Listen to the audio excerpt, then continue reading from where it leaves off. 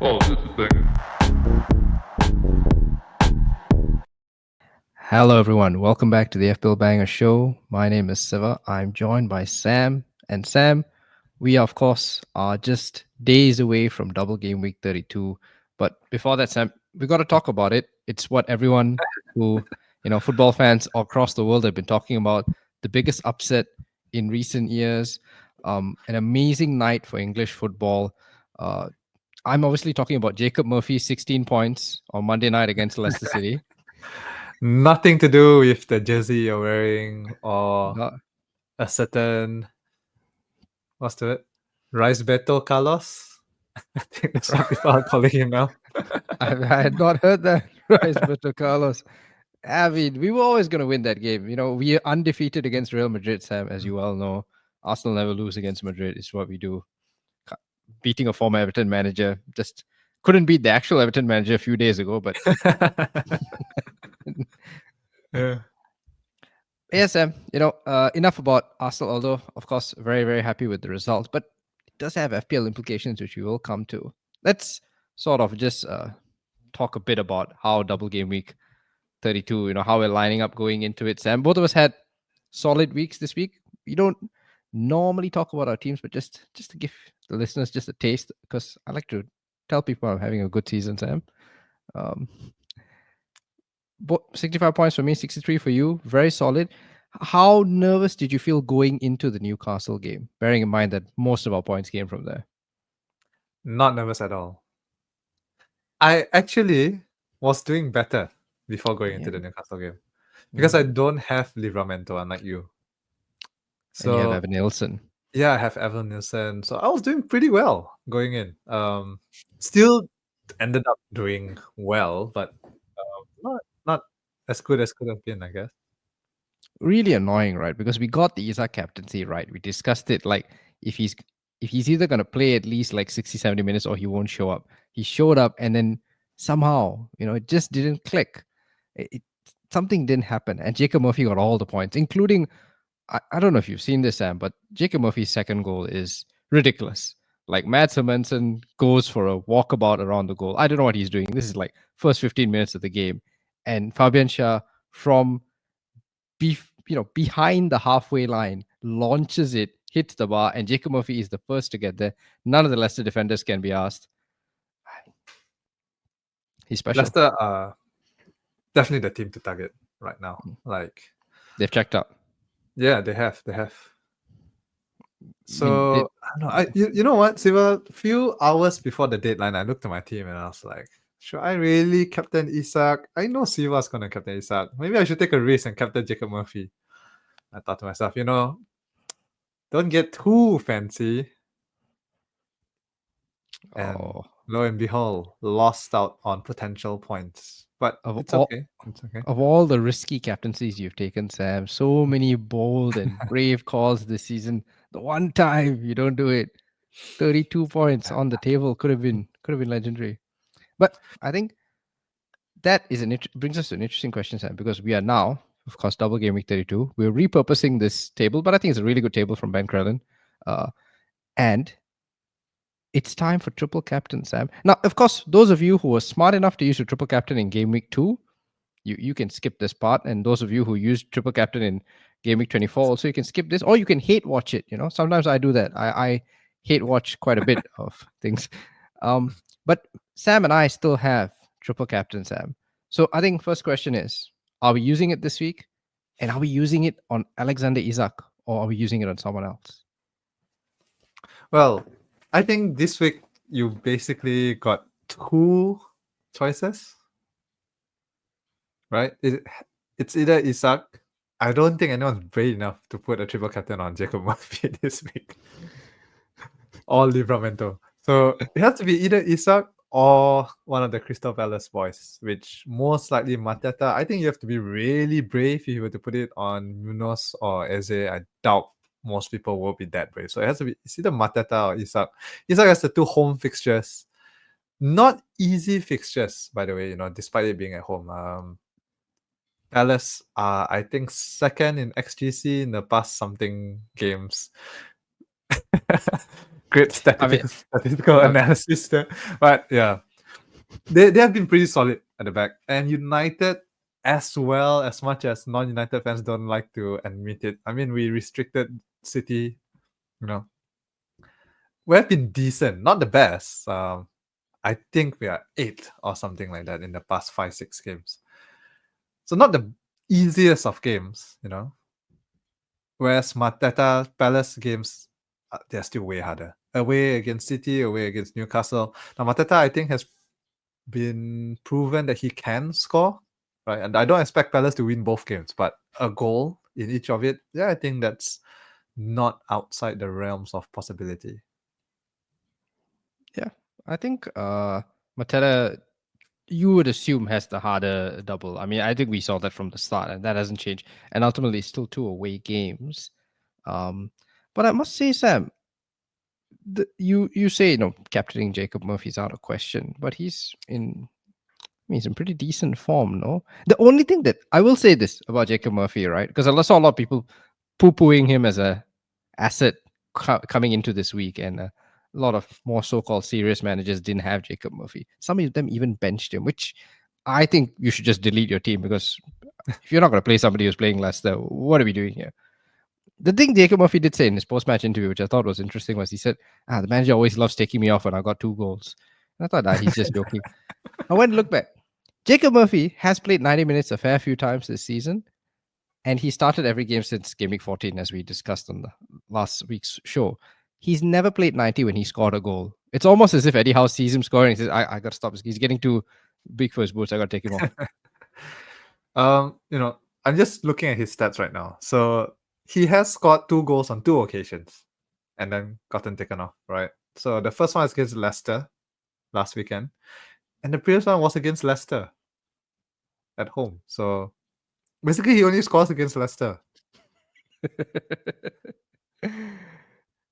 So, okay, Jacob Murphy, not triple captain option. And I think John Philip Mateta probably not one. So let's come back to Alex Isak, right?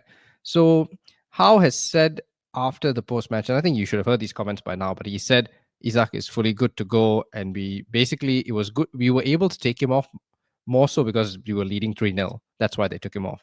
But it's not like as if there was any injury doubts. And he thinks Isak is good to go for the rest of the season.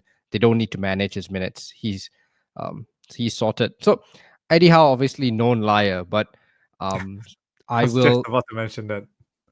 Yes, I mean the more good things he said about Alexander Isak, the more my heart was sinking. But let's take him at face value. Okay, let's say that Alex Isak is probably okay for the rest of the season. United, Palace, 2 home games. Now, bearing in mind that City's potential double in 36 hinges upon them not messing up in the FA Cup, which City capable of doing. They're playing Forest, right? Given all that, is this the time to go? Like, do you? Because I did dip, especially when chips come around. I do dip my toes into other FPL content. I try and avoid it for the most part because you can get into sort of an echo chamber, and you get I think a lot of people watch too much of the same thing, and then you start saying the same thing. But the general impression that I get from listening to other shows is that the people who have already used triple captain think that this is a good week for triple captain. And then the people who have not used triple captain yet, who still have it, feel very uninspired by this week. They feel like this is not that great a week. I'm chasing. I mean, Isak's not in best form, because one match he didn't score.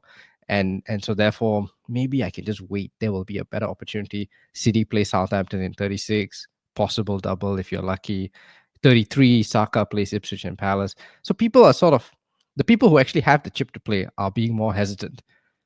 Where do you stand on that? Well, Siva, I don't like triple captaining a player who everyone will captain that week. So I'm not gonna play my math. Yeah, I mean, everyone is gonna captain Isak, right? Everyone. I mean, he's already highly owned. He has a double. Other players don't really have great fixtures as well, so everyone's gonna captain Isak. To triple captain him in a week where everyone's captaining, I don't know. Just doesn't have the vibes. Doesn't feel fun. Okay. So basically, because we're all getting double points from Isak this week, you don't feel like getting triple. You just Yeah. not spicy I like enough. it. I prefer using it at a week where there are variations, So the captaincy will be split, and in which case it feels like, now this could be wrong, could be a fallacy, but it just feels like it's more impactful. So a week like Game Week 33, where it might be a bit more spread out. Some people may captain their city Mamush because they can't get to Saka. Some people captain Saka. So just a bit more spread out. Just feels better. Okay, let's test this theory, right? Because I think it's a valid discussion. You're talking about. I, I'm also looking at double captaincy options across the season, right? 33, Marmoush, Osaka, probably, right? I don't think you're going to captain a Villa player. Their double is quite tough, Newcastle and City. And I don't think you captain a Palace player, Bournemouth, Arsenal, probably not, right? So it's Marmoush, Osaka, and 33. Fair? But Yeah. And you're probably leaning to Marmoush solely because they don't play in the midweek of 32, unlike Saka, who will be playing probably 90 minutes in Madrid. who knows? They may rest him since the game's already won, right? No, it's not Ah, if only. happening. It's Oh, not happening. if He only. might get benched this week, though. I think I I won't be mean, surprised if that happens. we'll come to Arsenal, but uh, actually, we can deal with Arsenal right now. We're benching every single person. Like, no one is safe. I saw someone asking me if Saliba is safe. I mean, if I'm Arteta, I'm calling Senderos out of retirement and just playing him instead. Like, why would you? Arteta can probably pull up, his jersey and play because we're pretty safe. Top four is pretty confirmed. You don't even need top four now. Top five is already enough for Champions League football. So yeah, play the kids. And even Arteta, as sort of stubborn as he's always been, didn't start Saka last week. My guess is Rice won't start, Saka won't start. Or even if they do, they're getting very limited minutes. Yeah. So that's Arsenal. Okay, so that's 33. Now 34. That's if you're gonna use a triple captain Sam, and assuming you don't need a free hit, I'm not seeing any single game week options that leap out at me. Fulham play Southampton, Leicester play Wolves, Ipswich play Newcastle. I mean, we really counterintuitive, but probably very likely that Isak suddenly scores more in 34 than in a double in 32. 35, again, Ipswich play Everton, Leicester play Southampton. You're not going to touch 35. So it's 36. City play Southampton, and then you are hoping for a double. But even then, Sam, to your theory of, I want to captain, triple cap someone no one else is captaining, you're not going to get away with that because everyone will captain Marmoush. And then you're running out of game weeks, right? 37, 38. Yeah, Leicester play Ipswich in 37. The promoted teams play each other a lot in this run, which is Mhm. also going to be a problem for you. And then you're getting down to 38. And even you, Sam, surely do not have the balls to be using a triple captainship in game week 38. Actually, Game Week 38 has proven to be extremely high scoring, right? Because all the teams are basically defenders are on the beach and they're just scoring for fun. So what? Triple captain KDB for his last ever game. Maybe.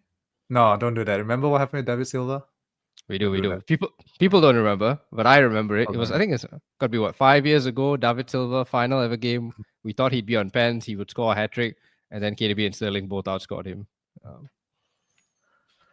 I remember. Yeah, this is really long time ago, but there was a season where I won our friends mini league, like our own mini league, by captaining Lukaku on the final day when they played against United. This is Ferguson's last game, no? Yeah, Ferguson's last game.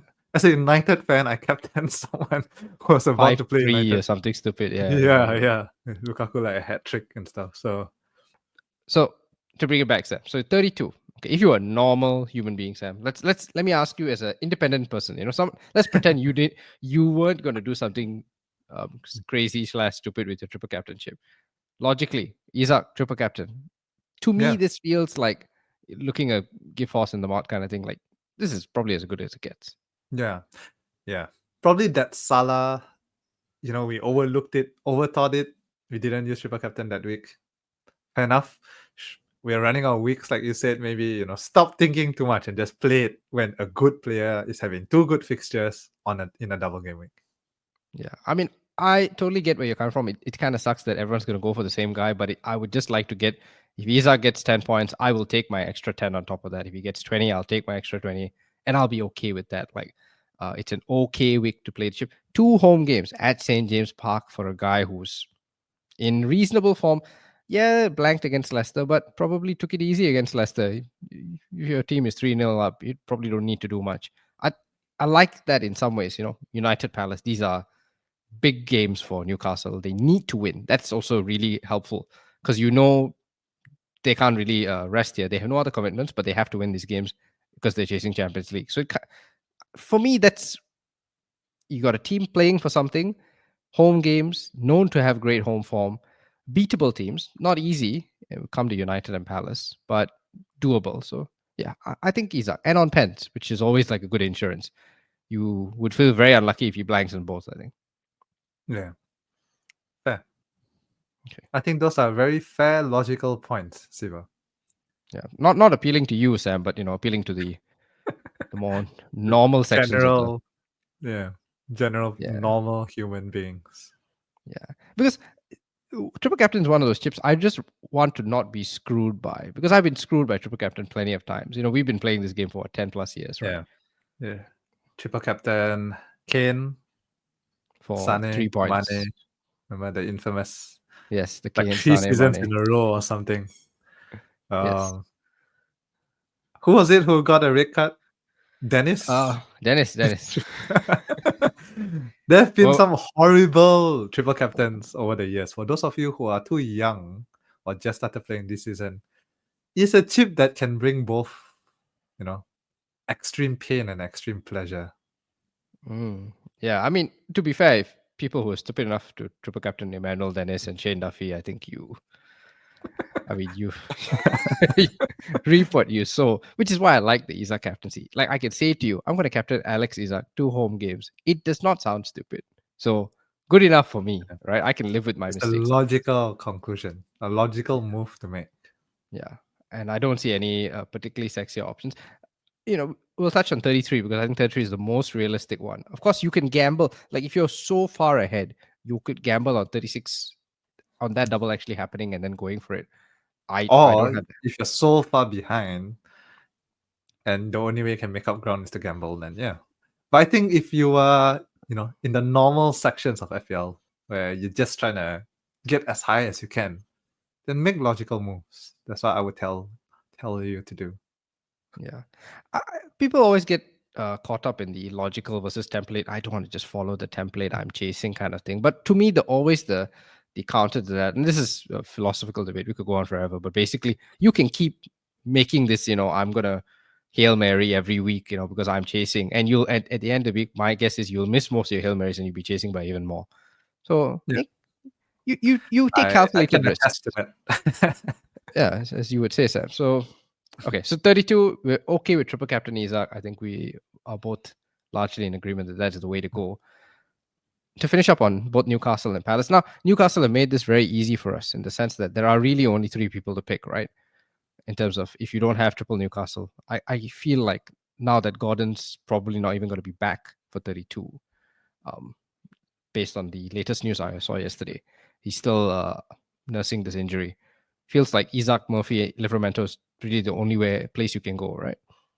Yeah, I mean, I wasn't so keen on Livramento, and I guess he made me eat my words last week. Very impressive assist, given that he's playing at left back, which is not even his position, I must say. Yeah. So I said he never comes back with a attacking return, and he got his first assist of the season. Don't know if he will continue on in the same vein, but he does look like the best bet in defense. Cheap, healthy, unlikely to get injured compared to Kieran Trippier. Well, fingers crossed. Yeah. Yeah. I mean, if Trippier is fit, would he be the best option? It's tempting, obviously, right? You're going for that set piece. He's got some of the corners. Yeah, if you got the budget, I can see the temptation. I just like the fact that I feel like Livramento's. I mean, you look at Trippier's minutes across the season. He's barely been around. So Yeah. you are expecting a lot of fitness from a guy who has not shown it up to this point. So True. But when he's at it, though, he does get bonus because of the set plays. Even if he doesn't get an assist, he tends to get bonus. Just being the main set piece taker. So I don't think it's a bad option as well. He has played the last 3 games. But however, like you said, that's playing once a week. Can he do a whole midweek game? Will he be rested in the midweek? He is getting on, and it's quite old now. So yeah, let's see. Yeah, not wouldn't be my first choice ahead of Liver, I think. Palace, I think. Uh, well, this is really the question I think we all will be having this week, Sam. Are you having regrets, buyer's remorse? We went obviously for the midfielder who blanked and got next to no, I think 0.01 XPG for Yeah, Ismail zero Assar. point zero 0.01 XA, and that's it, 0 XG. In the 0 XG in the past two games, by the way, against Brighton and Southampton. Impressive. So yeah, perhaps we looked too much into that purple patch. There's two games where he was racking up points and XG. But actually, if you zoom out and take a look in the season, this is kind of how it has been. So yeah, some regret on my part. I think kind of fell for the talk. People saying, "Oh, great XG past few games involved." Maybe should have went for Eze, the safer option. Who, I mean, we did mention this. Like Eze will be the kind of player who gives you an assist here and there. Like it's hard to predict, but it's a bit more consistent, less streaky. Yeah. Yeah, So, but I mean, obviously, people are buying this week will be smart enough and just go Eze. But those who also already have SAR, Sam, how much no, of a it's too waste of a much of transfer a is it? sideway move. Too much, too much. Mm, Too much. I think if you already have triple Newcastle, triple Palace with Sa, I think you might as well just leave him in and work towards getting an optimal team for 33. yeah. I think one thing that comforts me is the fact that they play City, Newcastle, and Arsenal in the next four. And so I'm not really like I picked SAR mostly because of price. I just wanted the cheapest entry into this team. I'm not gonna. Well, I will lose sleep if Eze starts keeps hauling, but I think I can live with it. It's one of those where I the mean, you fixtures are say so it's a difficult. haul, but actually he only had 9 points. So Yeah. it's not that much difference, just 7 points more from Sa. I mean, mate, in a week where basically nobody scored, okay, Yeah, Palmer, no, but what I'm saying Saka, is that like great. I mean, he only had one BP, one bonus from that, despite providing 2 assists, and his bonus this whole season has not been great either. Only 7 bonus points up to now. that's because So Daniel Munoz is clear, my friend. yeah, so perhaps if you were to captain someone, it should be Daniel Munoz from Crystal Palace. Against City and Newcastle, but he is an attacker. Eh? Maybe not this week. Maybe next week against Bournemouth and Arsenal. That sounds like the triple captain you're looking for, Sam. I'll let you have that one. So those are the teams that are doubling. And now let's sort of go through more of the common topics, right? Because I think a lot of people are making a transfer this week and want to get a strong player this week who can also cover in 33. Some people are bench boosting this week, so a lot of them looking at say Villa assets, and some are looking at Arsenal. Let's talk about Villa and Arsenal because I feel like they have the same issues, both in Champions League. Both will be playing next week, so midweek again. Now, starting off with Villa, because to me, Villa, Southampton, you're always tempted away. Southampton feels like a great fixture. And I did watch the Villa game last night. Morgan Rogers, I mean, just keeps scoring every week, right? Scores again at PSG. He has to get rested at some point, right? Because he's playing 90 minutes week in, week in, week in, week in. He's the only guy in this team. Like even Konsa can't play 90 minutes. Is Morgan Rogers just what made out of adamantium, or is this the week where he finally gets his rest? I don't know. Has he been rested at all this season? Has he missed? Oh yeah, he did. He did miss one game against Leicester in game week 20. So I that think was his rest. yeah, that was his rest. Like that's it. That's all you need. No, I think it's tough. It's very tough to decide. For Rogers, I think for the other players, yeah, we can kind of tell. I got a feeling Rashford will be rested. Probably. Surprisingly, Watkins didn't start last night.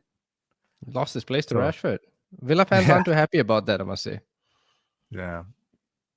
So Watkins probably starts tonight. I mean, this week. Rogers is tough though. It's really tough to predict, and I will be wary a bit of this fixture because throughout the season, Villa has shown whenever they play a midweek Champions League game, they lose or they just don't win that weekend. They don't play well. I think it's been a pattern, a very consistent pattern for them. Now, granted, since the January window, they have brought in more players and maybe it took a while for them to gel in. And maybe now they're at the stage where they do have the depth. Like Asensio didn't start last night, so you expect him to start this weekend, and he's a good player. He if you have to bench Rogers and have to play Asensio, I think that's all right. Whether that happens or not, we have to see. But yeah, so I will be wary. And Southampton just confirmed their relegation. And I know it seems like, yeah, we can still target them. I think history has shown sometimes that there's a little bounce once they, somehow when the pressure's lifted. There are many teams, I think, over the years where they tend to play better after they're relegated. Yeah, I don't think this is going to be one of them, right? And they sacked their manager, right? I mean, he was there for 100 days, man. He was barely there for a cup of coffee. So I think they were playing worse under him than before. I don't think so. I mean, I think this is different from Leicester, who have noticeably nosedived under Van Nistelrooy. I think Southampton were bad, and under Jurich, maybe a couple of one or two decent performances, but then have continued to be bad.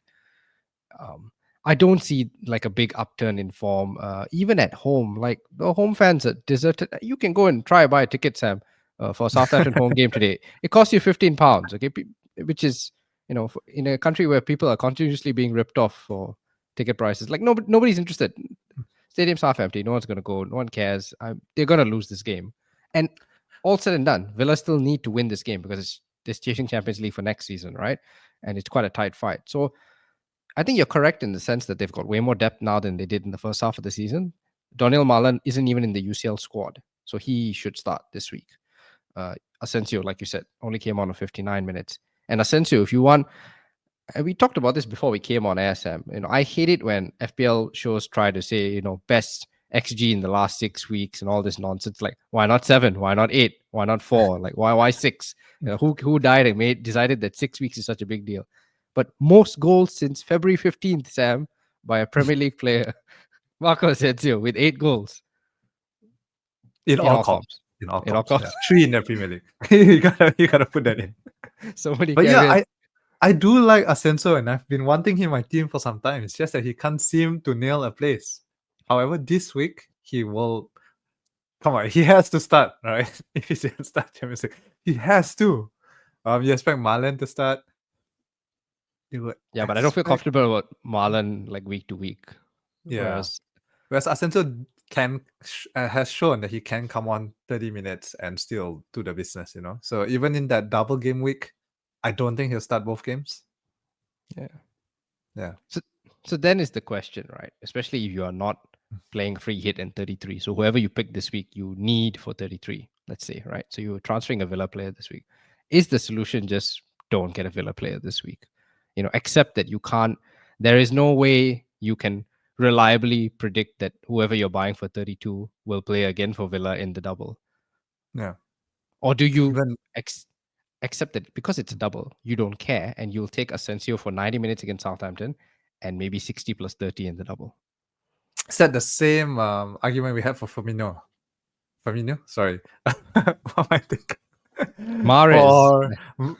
No, yeah, Mahrez. A long time ago. For people who've been listening to this pod, Sam and I once captained Riyad Mahrez in a double game week to great success, but only because of our theory that in a double, all these risky players will play 60 plus 30, so you get your 90 anyway.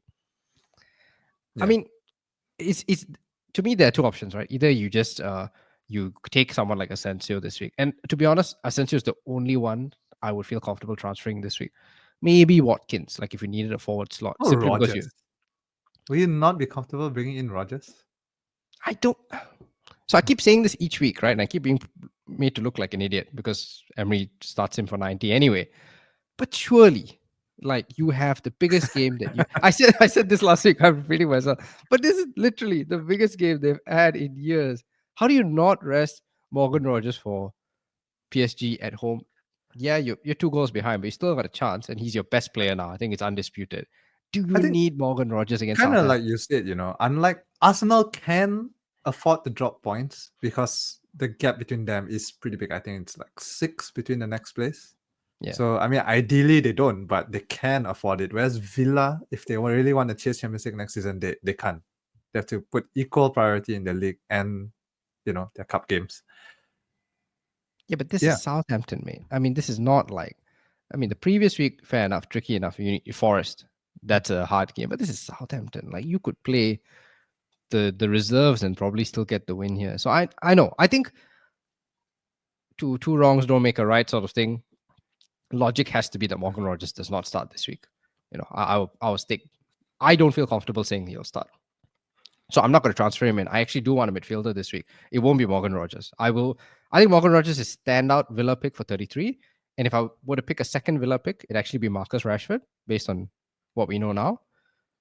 Because I think the fact that Marcus Rashford starts at PSG, I mean, biggest game ever, he doesn't start Watkins. He's starting Marcus Rashford. I think he sees Marcus Rashford as the number 9. I don't know why, but he's been doing well enough. I guess the form has been good.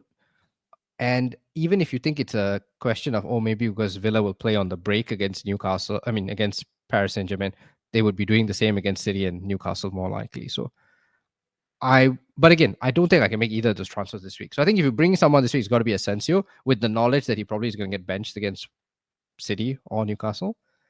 Otherwise, you just forego. You don't touch Villa this week. Yeah, I was gonna say earlier. I don't know, my mind blanked. I said Firmino. What I meant to say was Gakpo. Yes. Yeah, so early on in this season, they had that Southampton game before they had the double. No, Ipswich game before they had the double. He hauled against Ipswich. And then the double didn't go so well, right? They did not. Yeah, but if you take his total points in those 3 games, there's 21 points. So it's still kind of, it's more than 21, it's 24 points. Yeah, so that still kind of works out. 24 over 3 weeks, you would take that. So perhaps kind of the same argument for Asensio. If he plays this week and he plays one, even if he's totally benched for the other, chance of hauling is still there. Okay. So you are. Let's go down brass tacks. Would you transfer in Asensio this week? If I already have triple Newcastle and triple Palace, yeah, I think so. I'll take the risk with that. You're tempting me. I'm really tempted because I do need a midfielder. Okay, so Asensio, yes, and I take it you agree with me. You're not going to bring in Rogers or Rashford this week. Not Rashford. I am kind of tempted by Rogers because I think he will start zero. I mean, it'd be insane if he does. I genuinely think I cannot see why, but Emery's weird. Maybe. I just don't see it. I really don't. I feel like it makes no sense. Like he has to rest him at some point. Is it just because he's young and therefore he's got that much energy? Maybe. Yeah, maybe. Watkins. Tempting. I think I don't know. It's like I totally did not expect Watkins to be benched for the Champions League. So it's uncharted territory. I really don't know how he feels. Maybe there will be news later on that comes out that actually he had a knock in training or something. I don't think so. Emery keeping close. I don't know. What I'm saying is that I don't know how to feel about the whole thing. Watkins has always been undroppable for Villa to me. That's how he's been the past few years. So really unexpected, and I don't know what to make of it. Time to forget what you know, I think. But what I will say is this: I think it's a lot of that again. Forward slot where you're not sure he's going to play in 33 in both the games. That feels like a lot. I feel Asensio at least a little cheaper. I may be more willing to consider it. Defense? Would you get a Villa defender? Well, I did see a lot of people talk about Ian Martin because Luka Dean played 90 minutes yesterday against PSG. Ian Martin is fresh off an assist last week against Forest. But to me, the same problems, You still don't know if they play. I have Konsa, and I thought I left Konsa on wildcard. I've had him since game week 1. And I just left him in thinking, never going to rest Konsa. And even Konsa got rotated last week. Yeah, so, still came out for 45 though. Exactly. And I will say that's one really annoying thing about Emery when it comes to substitutions. Everybody comes on. Like there are cameos for every single person on this team. Watkins came on for 15 minutes yesterday. So people just come on. And if you've got defenders, right, Martson to Dean is a sub. I can already see that. I can picture that happening right now. 45 minutes of game week 33. Martson's coming off for Luka Dean, or the other way around. Yeah. So, yeah, no, Will be very in line with Luka Dean anyway, so it's what he exactly. does. Inbuilt X-Troll off the charts. So, no. Um, so that's Villa. Let's talk Arsenal. Okay, so this is a bit more interesting because once again, got the midweek fixture. In theory, they should have a slightly easier game at the Bernabeu, you would think. But as we agreed, right, I think Arsenal still will rest a lot of people here. So do Yeah. you, knowing that, transfer an Arsenal player this week? And I ask this to you because I am on week 2 of still keeping injured for the season Gabriel, and I've already lost 0.2 million on this guy. And I'm not sure if I can keep doing that. So might need to get an Arsenal player soon to replace him. Does it have to be an Arsenal player though? You already have Raya, Mm, right? that's the question. I think everyone is at threat of rotation. Everyone. Except Saliba, probably. Like he can't. If they rest Saliba, they have no senior centre back, right? Wait, you think Ben White can't play centre back, mate? No, play what? Timber, White, Kibio, and Zinchenko. I think you play Ben White. If I'm Arteta, I'd play Saliba probably because it's Yeah. Arteta. Ben White right back. Maybe Zinchenko left back. Kieran Tierney. Oh, you could play Kieran Tierney. When's the last time he's played Kieran? Kieran Tierney came on against Real Madrid. Yeah, I mate. mean he comes on. He came on. He's come on a few times in the Premier League. 7 to be exact. So Tierney right back, Ben White center back. I don't know. I generally don't know. Yeah. We're in uncharted territory here.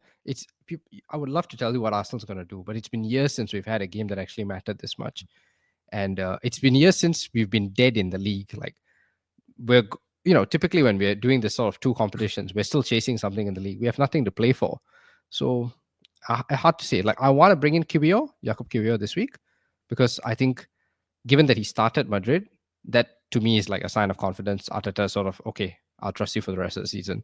4.8 million, really cheap.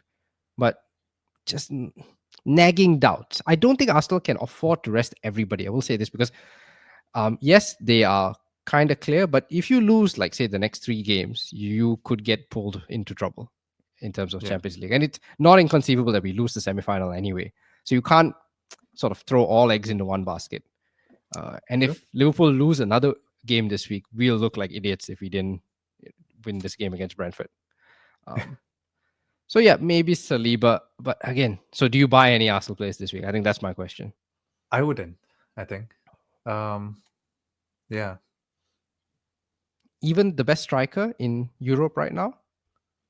Mikel Merino, who was stuck in midfield last week and hence had very low involvement.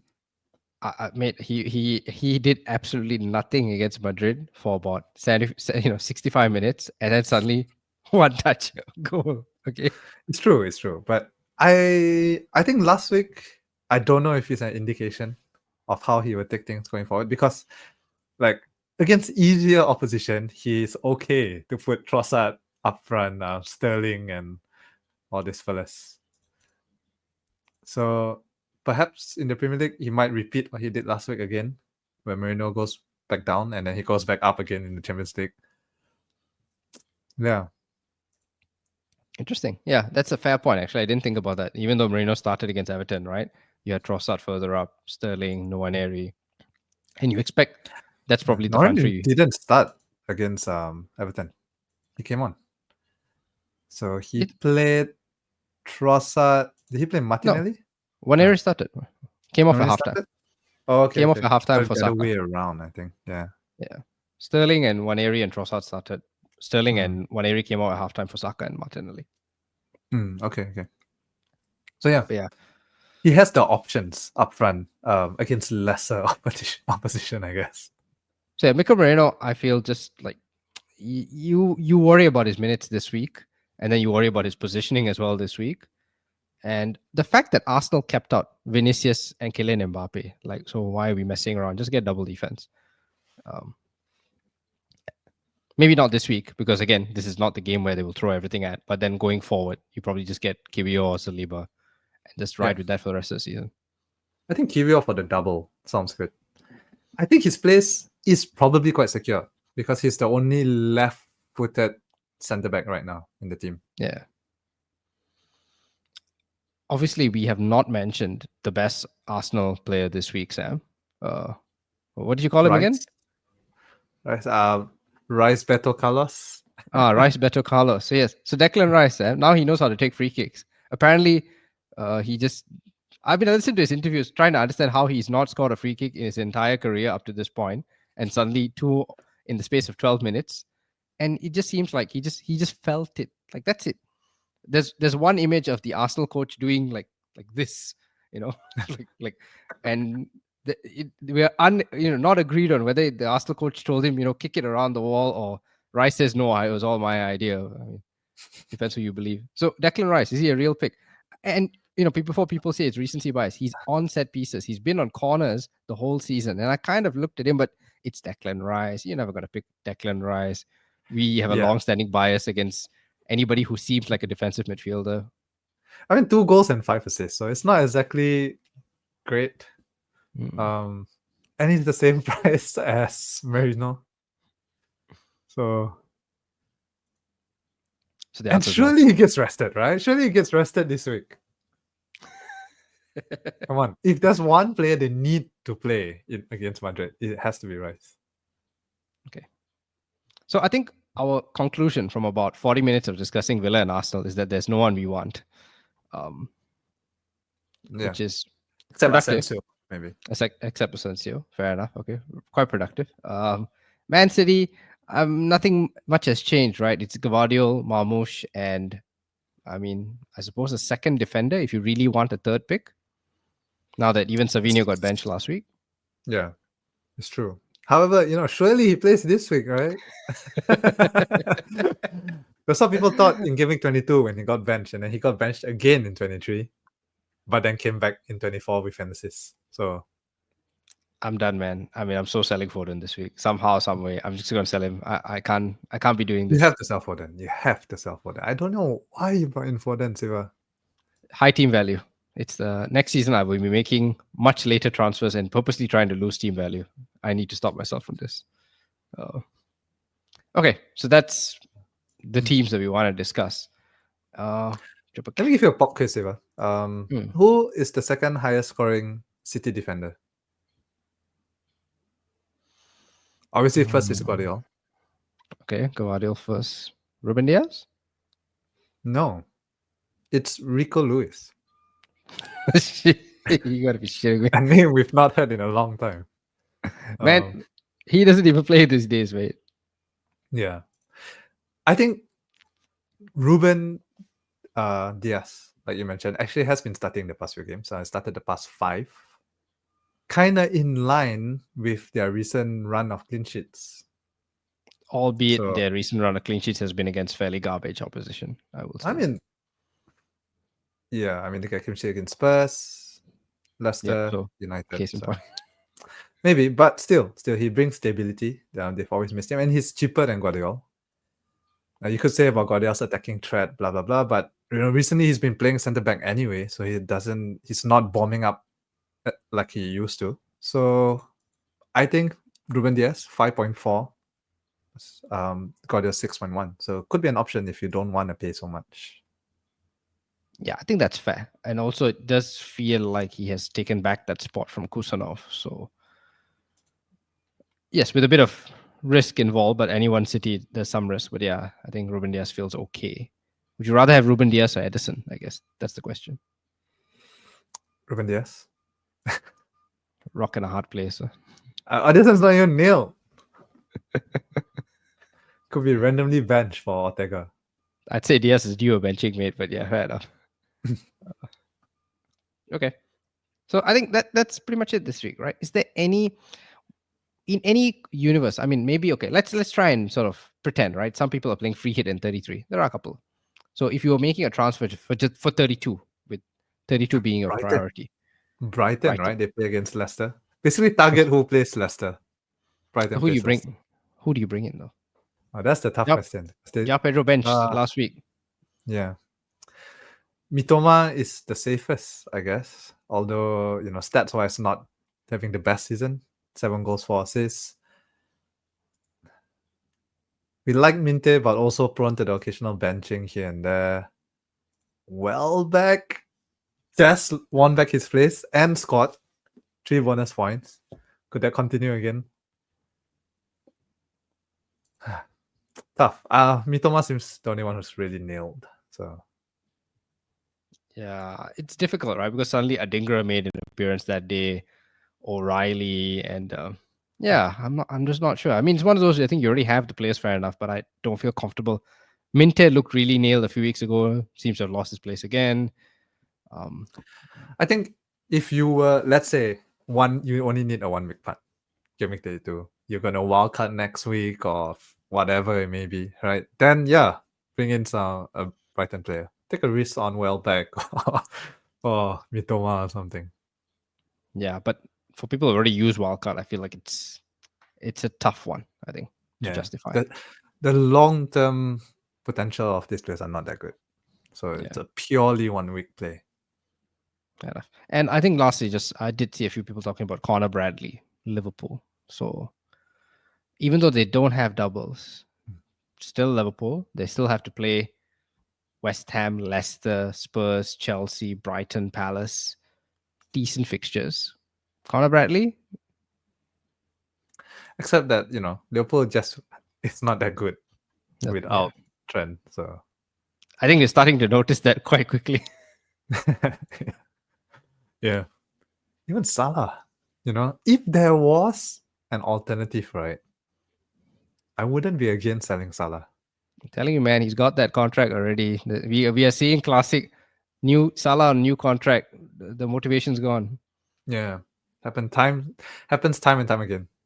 Been here. The only reason why we are not contemplating selling it is because we have no alternative, right? Haaland is out. Saka is like the next best available player in terms of price, So we kind of have no need to sell Salah. I mean, there's just no alternative. Yeah, that's the real Yeah. issue. But he's not going to be my captain for a long time, I think. Yeah. Okay. So I think that is us this week, Sam. We'll be back for Game Week 33. For next week, Game Week 33, another double. So fun times. When's the last time we had a double? Fairly recent, actually. Liverpool in Game Week 24. But that's ages ago, mate. But in the meantime, Sam, get your green arrows. We'll see you next episode.